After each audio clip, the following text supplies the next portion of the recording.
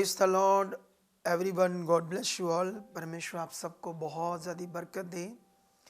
आज एक और वीडियो के साथ परमेश्वर का वचन हम लेकर आए हैं आपके लिए कलीसिया। और मेरा विश्वास है कि इस वचन को सुनने वाले बहुत सारे लोग जब से ध्यान से सुनेंगे समझेंगे तो उनकी ज़िंदगी में परमेश्वर की पावर सामर्थ काम करेगी और अनुग्रह परमेश्वर का उन पर होगा और वो परमेश्वर की इच्छा में बढ़ेंगे और अपनी फैमिली में, अपने परिवार में, अपने कारोबार में, अपने जीवन में बहुत सारी ब्लेसिंग्स पाएंगे।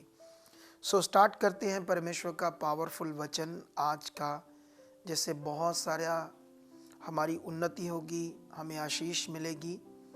सो हम बाइबल में बहुत सारी बातें पढ़ते हैं, अलग अलग टॉपिक्स पढ़ते हैं, अलग अलग खुदा के काम पढ़ते हैं। पुराने नियम में, नए नियम में कैसे परमेश्वर अपने लोगों के साथ था, कैसे अपनी ताकत को प्रकट कर रहा था। और बहुत सारे लोग, दूसरी जातियां, दूसरे लोग भी परमेश्वर की सामर्थ के सामने हिल रहे थे ना। सो जैसे है ना, हर एक बलीवर चाहता है कि परमेश्वर की शक्ति में मैं फिल हो जाऊं, उसकी पावर में फिल हो जाऊं, या मैं उसकी आत्मा से भर जाऊं, है ना। ऐसे हर बलीवर चाहता है ना। जैसे सबसे बड़ा विषय ये है, एक व्यक्ति चाहता है कि परमेश्वर की शक्ति से मैं भर जाऊं, उसकी सामर्थ्य से भर जाऊं। अगर हम बाइबल में पढ़ते हैं ना, जैसे परमेश्वर ने अफिसियों में भी एक जगह पर चैप्टर 6 का वर्स 10 में कहा, प्रभु में और उसकी शक्ति के प्रभाव में क्या बनो, बलवंत बनो, है ना। या कुरिन्थियस में हम पढ़ते हैं तो वहां पर लिखा, तुम बलवंत बनो, उसकी शक्ति में बलवंत बनो, उसकी सामर्थ्य से, है ना। एक शक्तिशाली, है ना। ऐसे जैसे वैसे तो सर्वशक्तिमान परमेश्वर ही शक्तिशाली परमेश्वर है, लेकिन उसकी सामर्थ्य हम में काम करती है और उसकी शक्ति से हम भर सकते हैं, उसकी सामर्थ्य से हम भर सकते हैं। तो ऐसा कोई बलीवर, ऐसा कोई विश्वासी नहीं है जो ऐसा नहीं चाहता। लेकिन ये कैसे होगा ना, सबके लिए ये कैसे पॉसिबल होगा, इसके लिए क्या करना पड़ेगा, ये बड़ा एक महत्व है परमेश्वर के वचन का, है ना। जैसे बहुत सारे लोग सोचते हैं ना, जैसे प्रार्थना करो, जैसे संसार का ज्ञान है ना, भक्ति करो। मतलब जैसे भक्ति का मतलब कोई शब्दों को लेकर, कोई उनका भगवान है, कोई उनके पास नाम है, शब्द है, ऐसी चीज़ है, तो वो उसका जाप जाप करते हैं ना दुनिया में, संसार में। तो वो सोचते हैं ऐसा करने से हमारे अंदर शक्ति आ जाएगी, शक्ति हमारे अंदर काम करेगी, ऐसी चीज़ है ना। लेकिन प्रभु के भी बहुत सारे लोग जानते हैं कि अगर हम बहुत सारी प्रार्थना करेंगे तो हम शक्ति से भरेंगे। तो क्या सिर्फ प्रार्थना से करने से हम शक्ति से भरते हैं, या हम कैसे एक शक्तिशाली मनुष्य बन सकते हैं? अगर एक बंदा परमेश्वर की सामर्थ्य से भरा हुआ है तो सोचो वो किसी चीज़ की चिंता की ज़रूरत है? सोचो उसकी बॉडी में हालात, बीमारियां, या शैतान का प्रभाव, या नेगेटिविटी का प्रभाव, या हमेशा कोई ना कोई रुकावट, हमेशा कोई ना कोई प्रॉब्लम खड़ी है, क्या ऐसा हो सकता है उसके साथ? उसके साथ ऐसी प्रॉब्लम रह सकती है? तो कभी भी नहीं। तो इसके लिए आपको एक पॉइंट सीखना है आज, जो परमेश्वर मेरे द्वारा आपको सिखा रहा है। आप जानते हो, जैसे यीशु मसीह के पास कई तरह के लोग आए, उन्होंने यीशु मसीह को क्वेश्चन किए, जैसे यहूदियों, फरीसियों ने, है ना, ऐसे सामरियों ने, अलग अलग लोगों ने, है ना, ऐसे आकर क्वेश्चन किए यीशु मसीह को। एक बार एक लड़के ने कहा, वो बड़ा अमीर था, यीशु मसीह को कहा, हे प्रभु, मैं अनंत जीवन पाने के लिए क्या करूं? तो यीशु मसीह ने वहां भी उससे डिस्कस की, है ना। हम जानते हैं यीशु मसीह ने कहा उसे आज्ञाओं को मान, लेकिन यीशु मसीह से उसने पूछा कौन सी आज्ञाओं को, और 5-6 आज्ञाओं का यीशु ने जब नाम लिया तो उसने कहा, ये तो मैं लड़कपन से करता आया हूँ, है ना। यीशु ने कहा था चोरी ना करना, झूठ ना बोलना, व्यभिचार ना करना, झूठी गवाही ना देना। ऐसे कुछ आज्ञाओं को यीशु मसीह ने जब बोला उसने कहा ये तो मैं बचपन से मानता आया हूँ, तो फिर मुझ में कौन सी गटी है। तो यीशु मसीह ने उसे फिर आत्मा के द्वारा एक स्वर्गीय वर्ड दिया, बहुत जबरदस्त। आप सोच ही नहीं सकते कितना जबरदस्त। तो वो था, यीशु मसीह ने कहा जा और जाके अपना सारा कुछ बेच दे और कंगालों को बांट दे और तुम मेरे पीछे आ जाओ। और बाइबल में लिखा वो लड़का गया और दोबारा फिर वापस नहीं आया, क्योंकि बाइबल में लिखा वो बहुत रिच था, अमीर था। उसने अपना सब कुछ नहीं बेचा और फिर वो वापस नहीं आया। तो इस बात को आप लोगों ने सीखना है, अगर वो सब कुछ बेचकर कंगालों को बांटकर यीशु के पीछे आता तो आज पूरी दुनिया में उसका नाम होता। वो कितना पावरफुल इंसान होता, कितना शक्तिशाली इंसान होता, पता नहीं कितने उसके द्वारा मिरेकल होते, कितनी बड़ी बड़ी हीलिंग होती, कितनी चीजें बदल जाती। पहाड़ अना गिर जाते उसके सामने, जैसे मूसा के सामने समुद्र दो भाग हो गया अना, जैसे उसने पहाड़ को लाठी मारी उसमें से पानी, मतलब पहाड़ भी हिल रहे उसके सामने। ऐसे मूसा ना, क्योंकि मूसा किसकी इच्छा में चलने वाला था? परमेश्वर की इच्छा में। तो सेम है ना, जैसे वो तो वापस नहीं आया, अगर आता तो आज दुनिया में उसका नाम होता। तो ये पॉइंट के बाद मैं आपको बाइबल से एक वचन पढ़ाना चाहता हूँ, उसके बाद मैं आपको आज के वचन का मेन टॉपिक समझाता हूँ, ठीक है। तो मेरे पास एक वचन है लूका की बुक, और इसको 10 अध्याय की अगर हम 25 ऐसे पढ़ते हैं तो यहाँ पर ऐसे लिखा, थोड़ा सा पढ़ता हूँ मैं आपके लिए। और देखो एक व्यवस्थापक उठा और ये कहकर यीशु की परीक्षा करने लगा, हे गुरु, अनंत जीवन का वारिस होने के लिए मैं क्या करूं। तो यहाँ पर एक व्यवस्थापक, जो पुराने नियम में मूसा के द्वारा जो व्यवस्था थी, या पुराने नियम के जो भविष्यवक्ताओं की लिखी हुई बुक थी, पुस्तकें थी, उनका ज्ञानवान बंदा, उसको बोलते हैं व्यवस्थापक। तो यीशु मसीह की परीक्षा करने लगा कि मैं अनंत जीवन पाने के लिए गुरुजी क्या करूं। तो यीशु ने उससे क्या कहा? 26 में यीशु ने उससे कहा, व्यवस्था में क्या लिखा है, तू कैसे पढ़ता है? उसने उत्तर दिया, तू प्रभु अपने परमेश्वर से अपने सारे मन और अपने सारे प्राण और अपनी सारी शक्ति और अपनी सारी बुद्धि के साथ प्रेम रख, और अपने पड़ोसी से अपने समान प्रेम रख। तो ये बड़ा विषय था, पुराने नियम का एक वचन। सारे मन, सारी बुद्धि, सारी शक्ति, सारी बुद्धि से परमेश्वर को प्रेम करना और अपने पड़ोसी से भी प्रेम करना। ये व्यवस्थापक ने कहा अगर हम ऐसा करते हैं तो हमें अनंत जीवन मिलता है। तो हम जानते हैं कि एक तरफ पूरी दुनिया की दौलत और एक तरफ अनंत जीवन।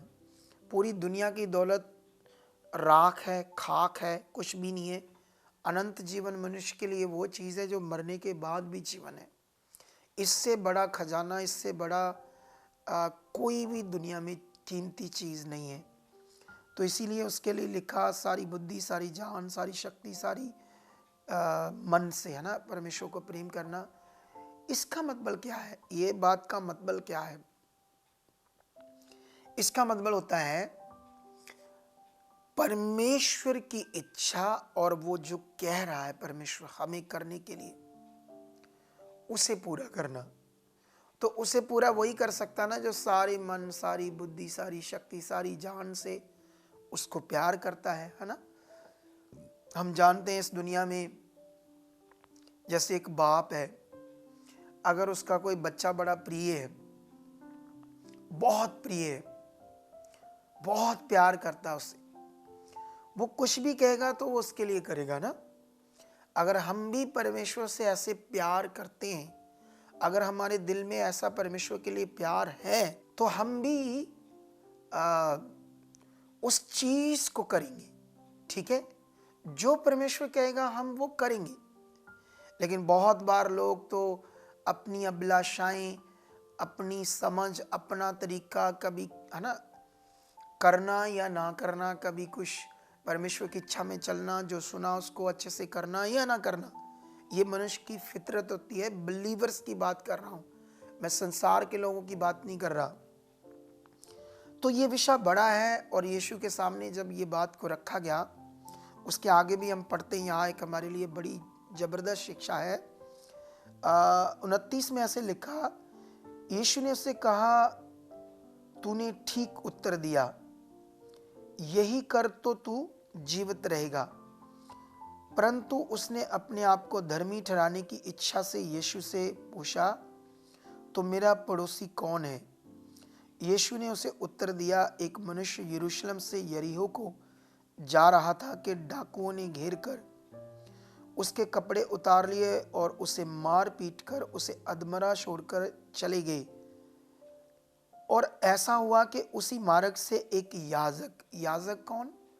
जो परमेश्वर की वेदी की सेवा करने वाला है ना, एक खास अनॉइंटेड परमेश्वर का जन, एक संसार से अलग किया हुआ जन जो बहुत खास है, जिसकी जिंदगी में सबसे पहला दर्जा परमेश्वर का वचन, परमेश्वर की इच्छा, वो बंदा याजक।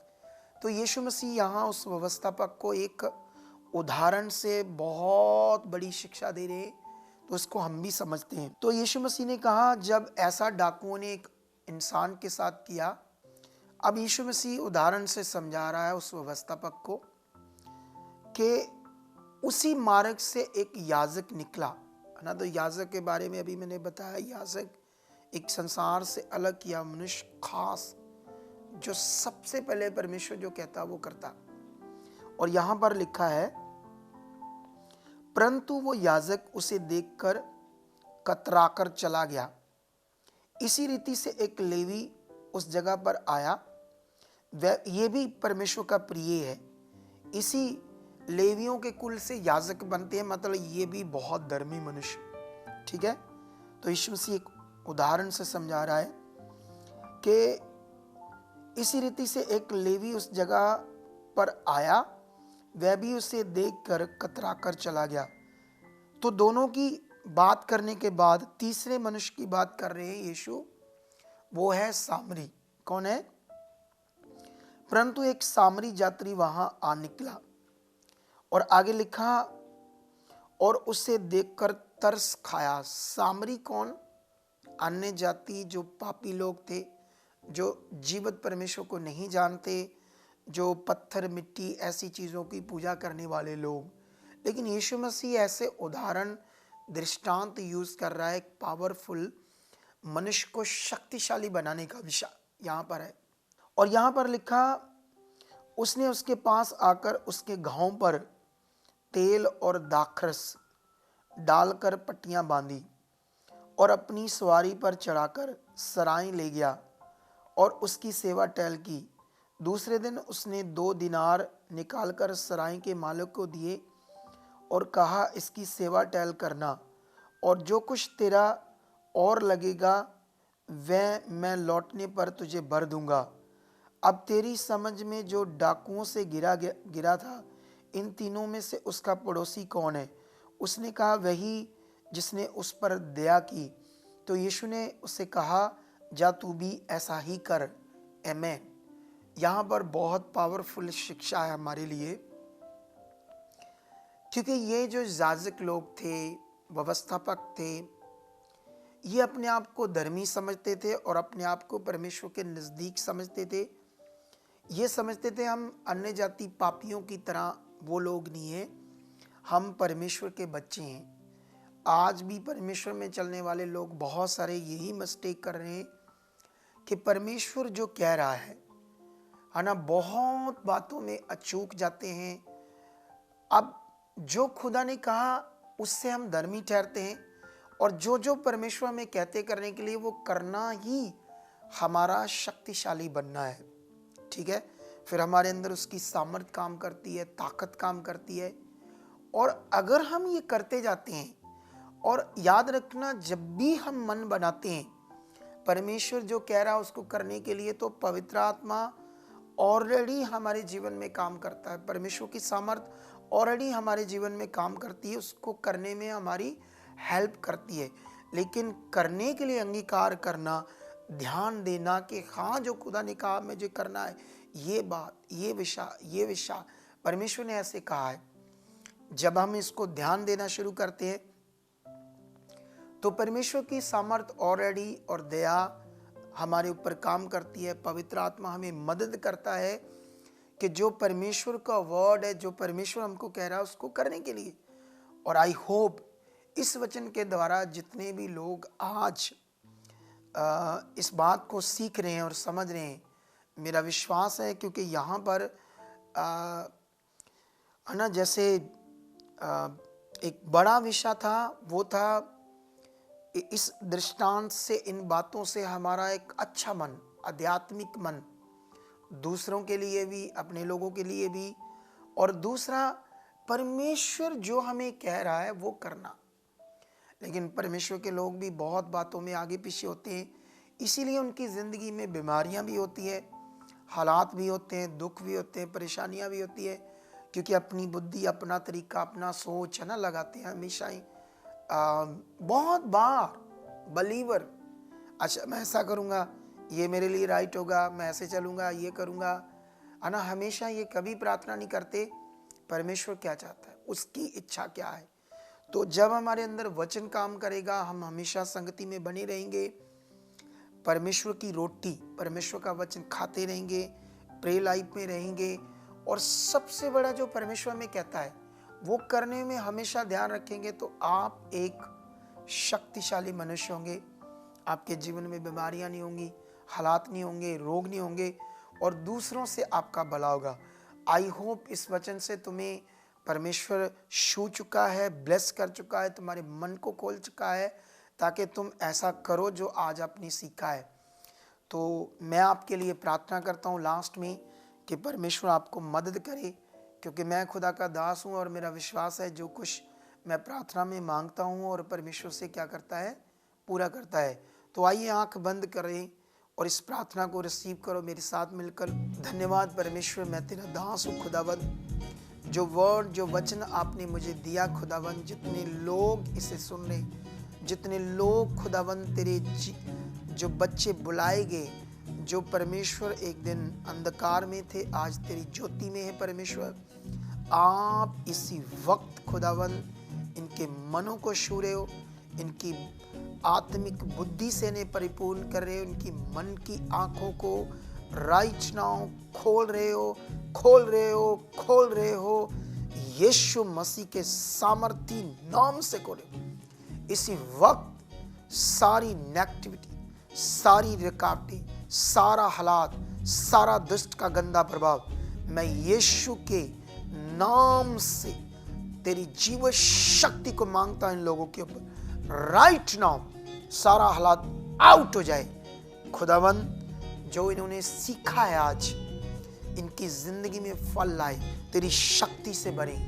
आज से इनका मन तेरी इच्छा में लगे।